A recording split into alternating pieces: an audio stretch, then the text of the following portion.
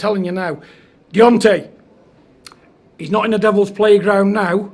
He's not getting it alive with all them people.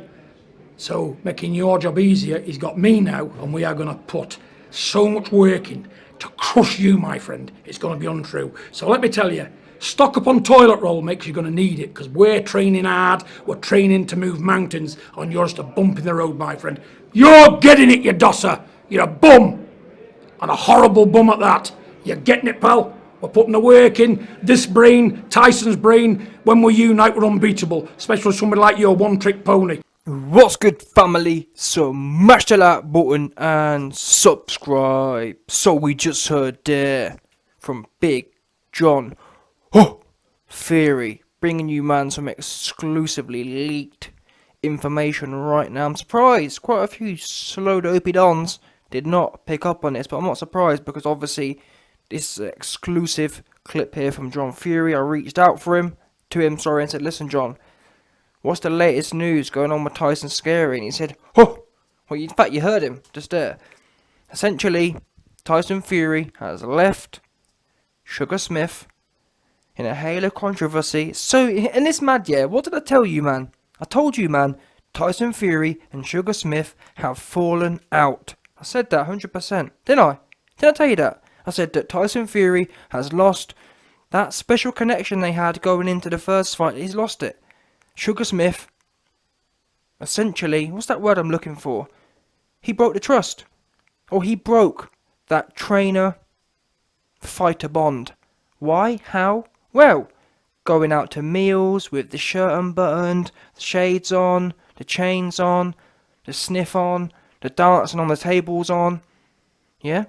The way that Sugar Smith has been conducting him, or had been conducting himself, the last few months, or the last year, people forget, it's been 18 months. Tyson Fury hasn't been fighting and really hasn't been training, hence the pullout.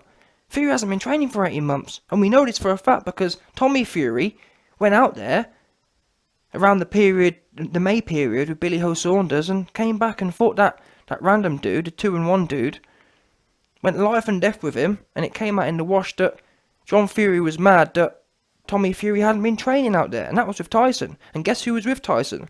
Guess who, and this is the worst thing about it, John Fury sent Tommy Fury out there with Tyson, but not only Tyson, Tommy Fury was sent out there to be under Sugar Smith. Yeah?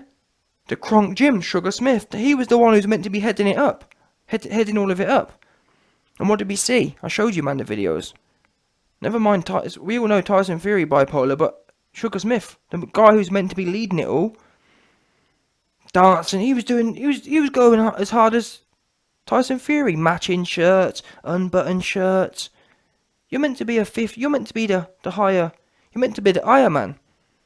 Yeah, Sugar Smith, you were supposed to be the Iron Man. Tyson Fury was looking up to you, and I gave you, man, credit. After that February 2020 performance, I said, you know what, hats off, because Sugar Smith and the Kronk was able to do something that Tyson Fury hasn't done for many years. So hats off to him for getting Fury out of that rut. Don't forget that. Fury was in a dark place, in as much as his performances were looking peak. He was going 50-50 with Otto Walling, all kinds of madness. And from that, Sugar Smith and the Kronk, that new vibe, worked well for Fury against Wilder. Pulled it out of the bag. Listen to the YB's tactics. No doubt. Because, like I said before, the YB was the only one to tell you, man, or the only YouTuber telling you, man, that, listen, Fury needs to go straight in there, elbows in, chin down, and just dig away on Fury. On Wilder, sorry, because Wilder can't fight on the inside. But anyway, my point is, Sugar Smith, back in February 2020, had everyone's props. In fact, I'm pretty sure I even put him in the top 3 trainers in the world at that point in time. Because of that, how good that performance was, relatively speaking.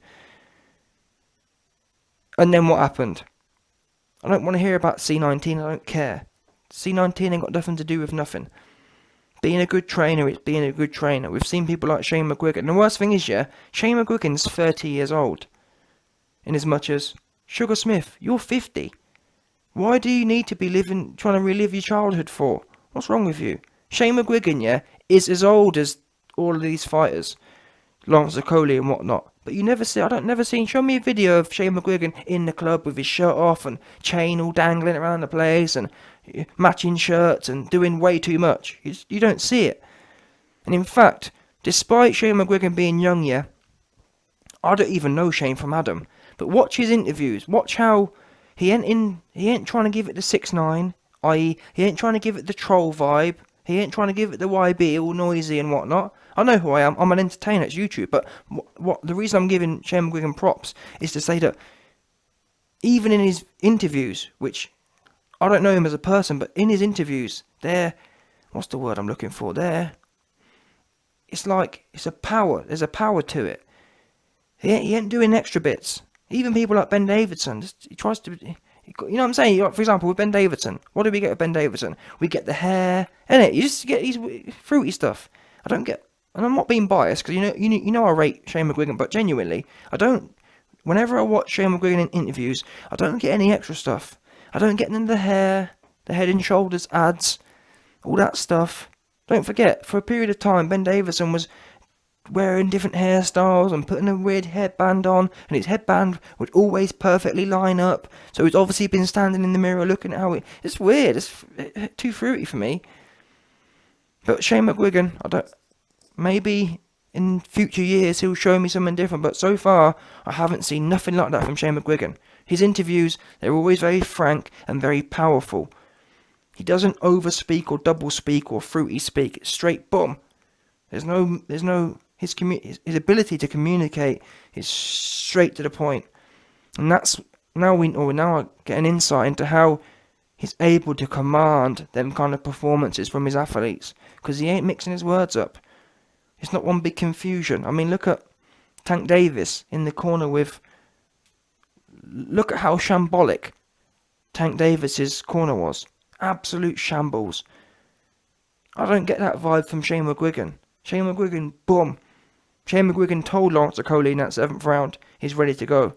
And next thing you know, Lawrence Okolie lets off the right-hand stinger, and your man Glowowski is smoked. Had his boots cooked for him. That's the kind of guy I want in my corner. But anyway, back to this Tyson Fury thing. I know I spent a little while talking to you, man, about Shane McGuigan, but it's important to contrast that. I've just told you how wholesome Shane McGuigan is. Contrast that to your man Sugar Smith, who's older. If Shane McGuigan was, and that shows you how great Shane McGuigan is. That's why Shane McGuigan is the best trainer in the world right now, because despite being young, where it could be almost forgiven, if Shane McGuigan was going around now with Rolexes on and wearing matching shirts with his fighters and unbuttoning his shirts and putting on headbands like Ben Davidson and making his hair all, you could almost forgive it, couldn't you? But the fact he's not doing that shows you the calibre of this young man. It's crazy. And the way he's able to inspire fighters like George Groves, he's almost like, I think he's got a bit of cuss in him, or someone like, I think the boxing spirits have been juiced into him. Because for a man of his age to have that level of poise in these big fights, being able to revive people like George Groves at 27, 25 years old, it's just mental. How many trainers did George Groves go through? They couldn't do nothing with him. Shane McGuigan comes along and boom. How many trainers did Lawrence Okolie go through? Carl Frampton. There's loads of examples of trainers couldn't do nothing with them. Get with Shane and they're world beaters. Now look at Sugar Smith. Sugar Smith, 50 years old. He should have had all of these brand new days behind him. Instead, he acting brand new. Yeah? He acted like this is all new to him. Now, and in a way, or not in a way, it's categorically, the Kronk Gym Manny Stewart is turning in his grave. Why? Because that Kronk Gym name has been built over decades, and it meant something. It meant a level of class with it. It's a brand, isn't it? The Kronk Gym is a brand. Manny Stewart is a brand. And that, your man, Sugar Smith, I can't remember his real name now, but whatever. His name's Sugar something. Sugar Smith, yeah. Sugar Stewart? I don't know. Whatever his name is. Sugar Smith, yeah. He took that name, he took that brand, and back in February 2020, he did that name and brand. Did it well, did it proud. Like I said, I even put him in my, off that performance, I put him in my top 3 trainers, top 5 trainers of that one performance. I thought, you know what, that was a solid performance. Fair play to you. And then over the next year, we've seen it absolutely deteriorate, because he went from a point of having this level of dominion over Tyson Fury. Because I believe every great trainer and every great fighter, that relationship, it does take a level of dominion. You don't go fraternising with the troops, kind of thing. One of them ones. You understand what I mean? Like the great generals, they don't fraternise with their troops, because you need to have that.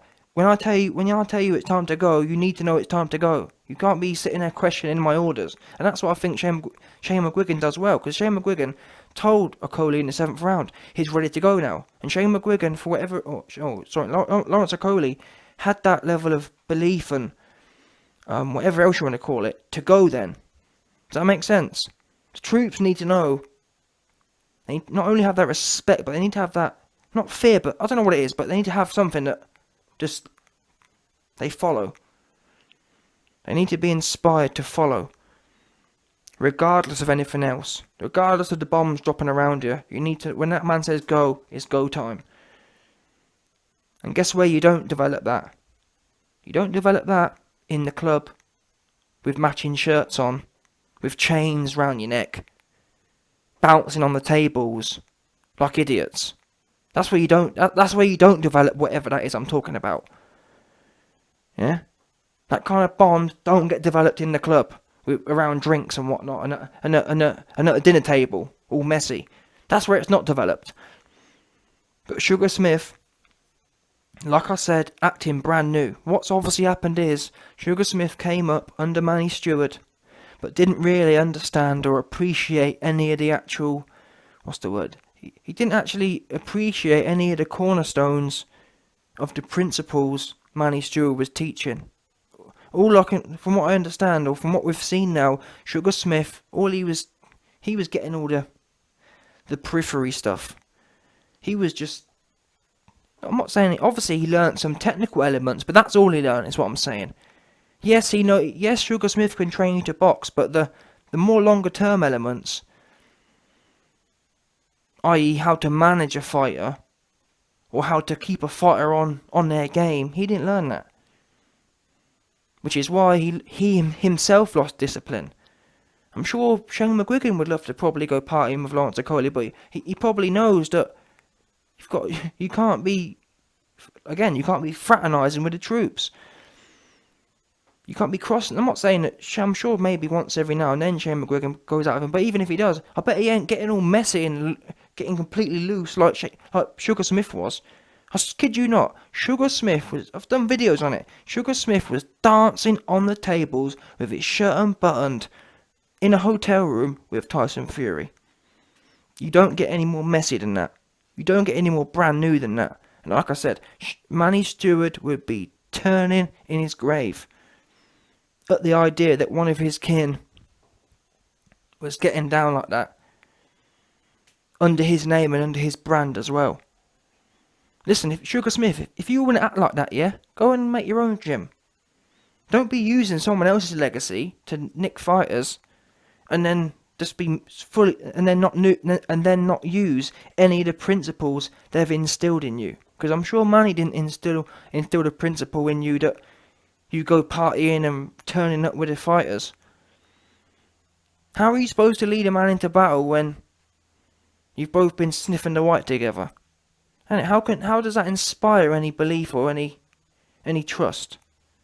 Because he knows, you both know all of each other's dark secrets. You both know how messy you both can get. And that's why I'm sure there's some man out there who wonder, what's this got to do with anything? Well, I'm just explaining to you why Tyson Fury has left Sugar Smith and gone back to his dad. Because he don't have that. We know Fury is psychologically somewhat vulnerable. For him to be inspired into certain performances, like he was against Deontay Wilder, he has to have something like that. He has to have that kind of bond. He has to have that kind of trust, or whatever you want to call it. The same thing that Lawrence Okoli had with Shane McGuigan when he told him in the 7th round it's time to go. Fury needed that. in my opinion. And in them first months, before Sugar Smith got all messy, Tyson Fury had that belief in Sugar Smith. Yeah? That belief was there. Until obviously what happened later. All the partying and all the getting messy together. That's gone now. And that's why Fury has left Sugar Smith and flown to go and be with his dad. Sacked Sugar Smith off. And people are telling me, why be you're wrong. I'm not wrong, because what do we know? Their next fight's only 8 weeks away. So we're in camp now. It's a fact. If Tyson Fury is in the bulk of his camp and Sugar Smith ain't there, he's been sacked off. And it's all John Fury right now. Because all that partying and fruitiness, if that doesn't turn Fury on, not when it comes to fighting as such. Yeah, we know Fury loves to drink and sniff with the best of them, but that's not what he wants in a trainer or coach. Proof? Well, look at Ben Davidson, for example. How did that work out? How long did the Ben Davidson-Tyson Fury relationship work out exactly? Fury left Ben Davidson because it was too much of a friend-friend... That was too much of a friend-friend thing. Fury was, at that point, was tired of performing in a lackluster fashion and performing a particular type of way. Fury wanted something new and he wanted something aggressive, which was the Kronk. But that was... Fury thought he was going to a trainer who was going to almost... Look, we know Fury's messy. We know Fury's bipolar at the best of times. He needs regimen. Yeah, he needs discipline. What he doesn't need is another raving partner. When he first got to the Kronk in 2019, he thought, yes, finally, I found somewhere good. I'm disciplined, I'm inspired, etc., etc. Then, obviously, the next year played out, and Sugar Smith's turned out to be whatever. And I believe what's happened is, this is probably that Manny Stewart spent many years working with big fighters. So it wasn't brand new for him. I reckon, well not reckon, it's a fact. This really was the first big fighter, the first international fighter Sugar Smith has had.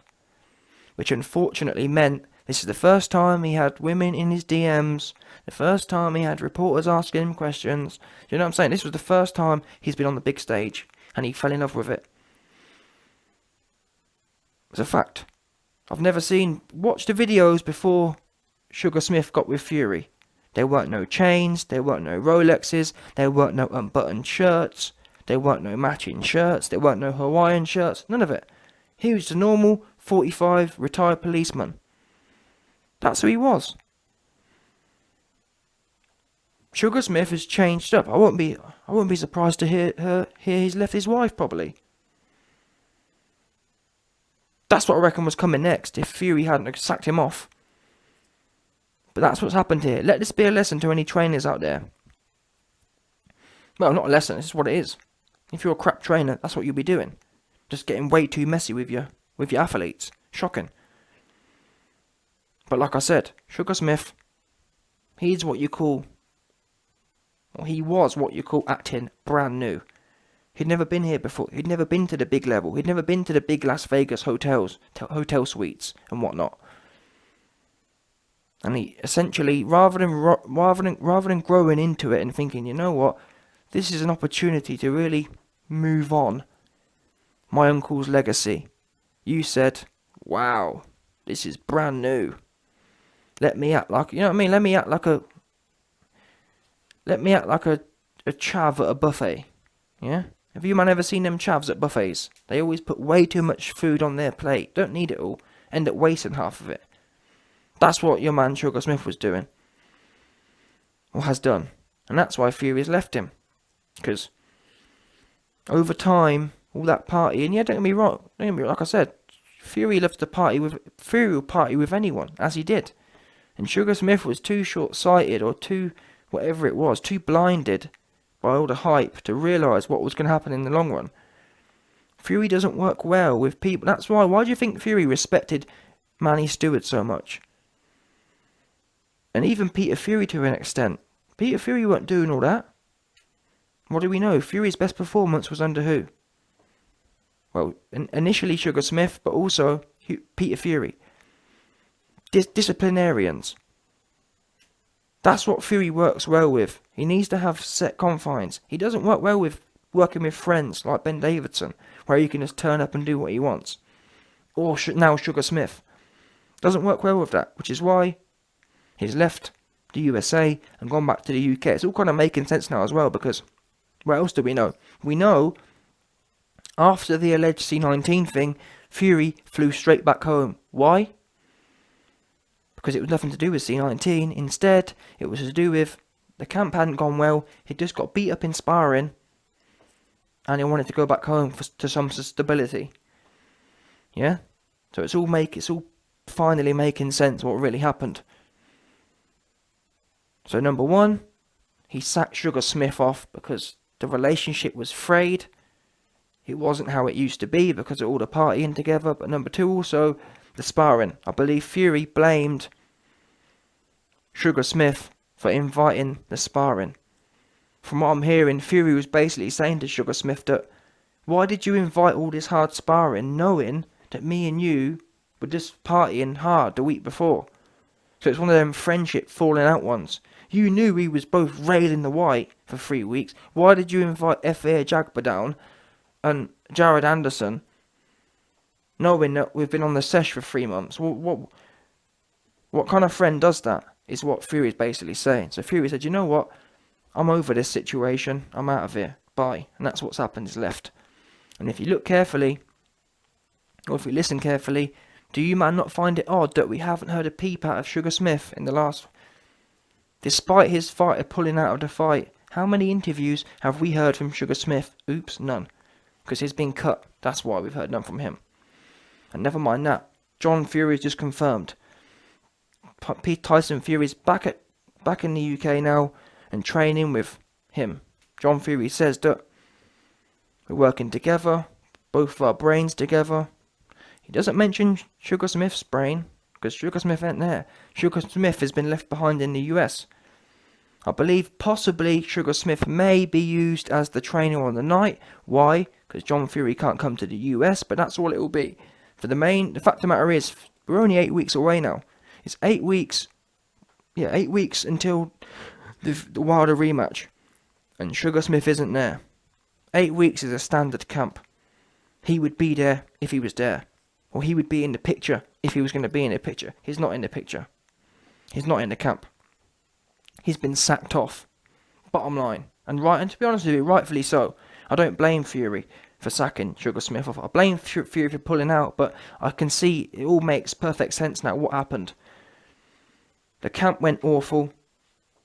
Fury couldn't listen to the orders, or couldn't look at Sugar Smith the same way anymore, given how the last years played out, all the partying together, all the being messy together. He wasn't inspired anymore. He realised the camp was falling apart when he got weighed in sparring as well. It's obviously, all in all, he had to get out of there and straight back. And people, often it's obvious, but people, when things are, in times of turmoil, i.e. you've got a fight coming up, but you've just been whooped in sparring, and you're not feeling inspired by your trainer, and you're not feeling the leadership from your trainer, and you're about to go into your hardest fight, but you've just been whooped in sparring, and you know what I mean, all these factors. Going into February 2020, Fury was fully inspired.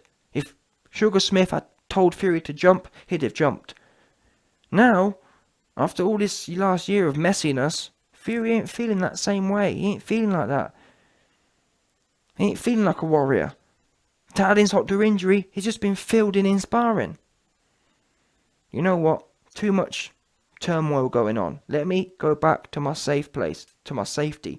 Let me go back to home. That's where he went, home. So it's all, if you know human behaviour, you can watch, it all reads like a script perfectly. Fury went back to stability, back to his pops, and that's where he is now. That is where he's training for this camp against Wilder. How it will play out, let's find out. But the fact of the matter is, Sugar Smith has been sacked, and rightfully so. Maybe this time, maybe next time in a few years, if and when he gets another opportunity at a big fighter, he realises his age. You're a 40, 50-year-old man. What's wrong with you? Why are you trying to party with a 30-year-old? People have got no shame, have they? Know your place as well. You're a trainer, a boxing trainer. You are not a raver. But this is 2021 for you. People have no shame. People don't know their place. They think their place is everywhere these days. Shocking.